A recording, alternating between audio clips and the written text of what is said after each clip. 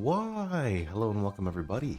Also good morning. Today I wanted to go ahead and give you guys the update to I think it's day 1/day 2 of the Righteous Fire Chieftain. Now in this video I'm going to pretty much talk about how I'm progressing, where I'm going, talking about the new totem setup. So we're going to go ahead and jump right into it. I have been pretty inefficient this league launch. I've been doing a lot of party play. I'm sure you guys have watched the highlights, so that's definitely been a lot of fun. Nonetheless, we're on 3 Void Stones right now. I got Eldritch, we've got Originator, and then we've got Decayed, and then I'll do Maven later, and that won't really be too much of a problem. So first, I'm going to go ahead and jump on into a quick Toxic Sewers, and just kind of show you guys what I'm doing right now. I don't really have a super efficient Atlas. I was testing around with a lot of stuff. This is currently just a kind of like a Beyond altar setup. Basically anything with a lot of density for my Toxic Sewers, and that works nicely.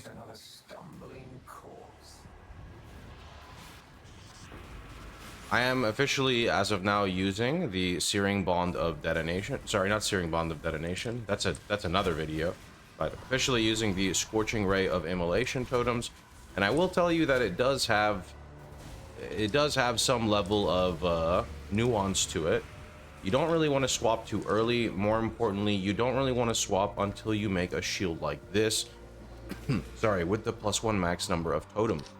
Bonus if you get the life on block, which I'm not going to say is required, but for RF it's required.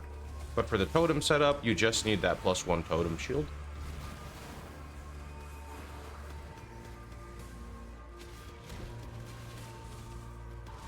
Oh shit, I'm not supposed to be wearing that flask. That's for Maven when we were doing it.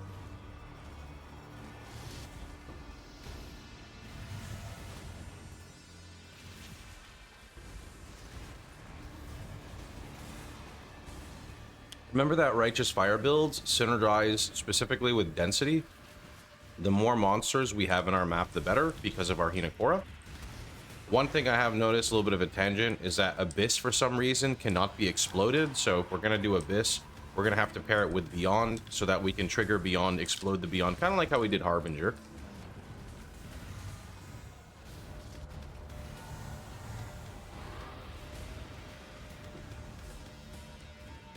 I'll take that.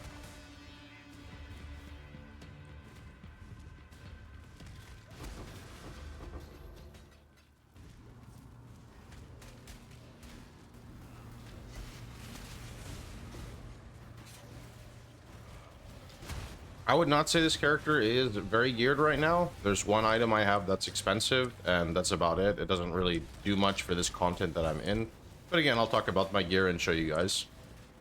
Typically, when I play softcore trade versus SSF, I'm very inefficient because, you know, you can fix anything with currency, which is nice. Whereas SSF, you really want to kind of make use of everything you find.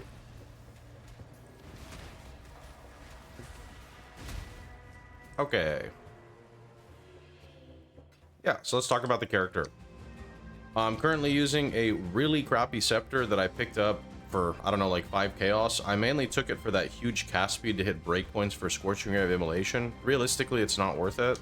It would be much better instead for me to just be running a proper recom multi-modded scepter. So +1 fire, dot multi, and then benchcraft fire multi, and then fire damage and ignite shown on my website. So really trash weapon.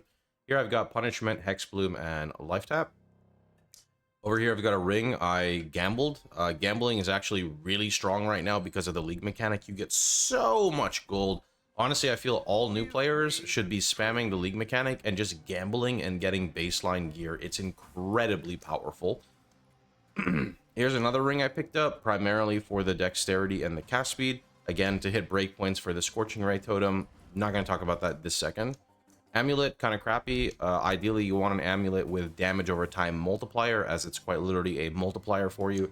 So the fact that this is missing dot multi is very, very bad. Okay, boots. Boots are primarily just chaos res, life regenerate, fire, and chaos res, and then they have a nice movement speed roll. Life roll could be much higher. Belt, always immortal flesh until very expensive belts. The life regen you see here alongside the armor that you get and the physical damage taken from attacks that's reduced, all very, very good. This mod right here is a lot stronger than people think because we don't have a lot of armor, so this comes in very nicely. Gloves. Gloves are one of the biggest things for Righteous Fire builds because we get ignites you inflict spread to other enemies. This is acquired via the Searing Exarch Embers you can find here. There are other ways of getting it like Fan the Flames, but whenever I start talking about Cluster Jewels to new players, their brain explodes. So the easier way to do it and more efficient way is this. I like to get a decent baseline of gloves. So a combination of stats would be like Dexterity, Life Regeneration Rate, and then, you know, a crafted suffix right here. Or vice versa, you could have Life Regenerate, Dexterity, Life Regenerate, Chaos Res, Craft Dexterity, a lot of different things, but these 3 stats are very ideal on gloves. And this is because later on when we craft new rings, you're not going to want the Dexterity roll over here, so it's better to get it here. And then the Life roll, of course. Over here, we've got Purity of Fire, Malevolence, Frostblink, and Purity of Fire. These are being leveled, so I can have extra. In my boots, I have Shield Charge, Life Tap, Faster Attacks, Enduring Cry. In the shield, I've got my normal Purity of Fire, my Flesh and Stone, my Tempest Shield. In the body, I've got Scorching Ray of Immolation, Life Tap, Efficacy, Spell Totem, Multi-Totem. I don't remember what this is. I'll have to go look back at my POB. Since I can't correctly POB Scorching Ray of Immolation, it's hard to know the best links. And then the helmet is Righteous Fire, Swift Affliction, LE Focus, and Life Tap. This helmet is a bit expensive because it's crafted using Essence of Horror. That's how you get the 30% more LE damage. Honestly, you could just use a Conch Burn helmet, which is the Harvest Reforge method. It's significantly cheaper. The reason I like this is because RF is going to go inside the helmet. And because of this, I don't want Conch Effect because Conch Effect makes your AoE yucky, and I already don't have a lot of AoE. So yeah, this is expensive. You pretty much spam Essence of Horror hoping for burning, and you can use the League mechanic to try to assist you with that. As for Cloak of Flame prices have been pretty obnoxious. They're up to 150 chaos. Maybe it's because mine's 5-linked actually. Let me remove the 5-link. Okay, they're down to like 60 chaos, so Cloak of Flame is not actually terrible. It's a very good item. It lasts you all the way to level 100, so always a good pickup. The one spot I showed you that I splurged on with my currency is a Rational Doctrine. The reason I went with an early Rational Doctrine is these typically shoot up in price. A lot of the time, whenever I want to buy something, my community kind of jumps on it first. Although now that I'm looking at it, they're down to 5 divines. I know you guys can't see the price checker here, so I'll just click this. This is not an item I would rush. A lot of people are going to copy what I'm doing, but I just like to grab Rational Doctrine because by securing one early, I can work on the rest of my gearing, like potentially going into Annihilation Approach, etc. So from here, where I would move on, right now with my gear, I'd go for the +1 Recom multi-modded Scepter. That would give me a ton of damage. I would go for a Dot Multi Amulet, ideally like 20%. That would also give me a lot of damage. That's 2 different ways right there where I can get it. Probably start leveling Scorching Ray of Immolations so that I can get a 21 version as well. Now, since we're talking about Scorching Ray of Immolation, I want to just go ahead and head on over to my website real fast, just to show you guys a little bit of tips here. So under the crafts over here, if we go ahead and scroll, trying to see where Convey put it. Did he recom endgame shield? I'm not sure that he put it on here for Scorching Ray yet. Let's see. Maybe I'm, oh, here we go. Totem shield. It's right here. So we have a totem shield section, and this is basically showing you how to craft the current shield that I have. So this is right here as an example for you guys. Once you get the +1 totem shield, you can pivot to Scorching Ray. Scorching Ray will have a lot more damage than Fire Trap, but remember, you still need to get your helmet set up, and you still need to get your 6-link alongside your other gear. You're not just gonna like decimate content instantly, right?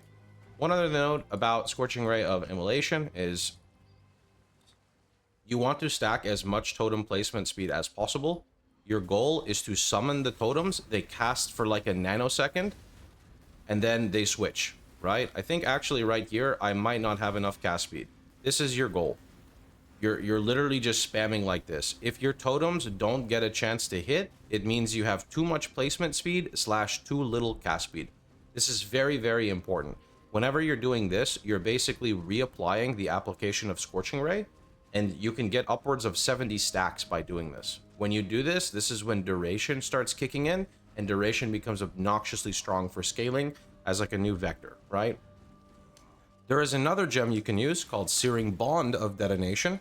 Searing Bond of Detonation is in my FAQ here. If you just search Searing Bond of Detonation, you can see it. It is better than Fire Trap, especially on lower budget. So you could go Searing Bond of Detonation into Scorching Ray of Immolation. Simply read this. And for people who want to know the Scorching Ray stuff, there is a work in progress POB you can follow right on over here. Anyway, I hope this video helped you guys out with your progression. If it did, let me know down below. Really do try to use the website. I have been countlessly answering questions for players that are just on there, so just take a second to just look on there. There's a lot of information, and a lot of people on the Discord will be assisting as well. Anyway, that's pretty much about it. Hope you guys enjoyed the video. Hope you guys are having fun with the league, and I'll catch you guys on the stream. Take care, and thanks for watching.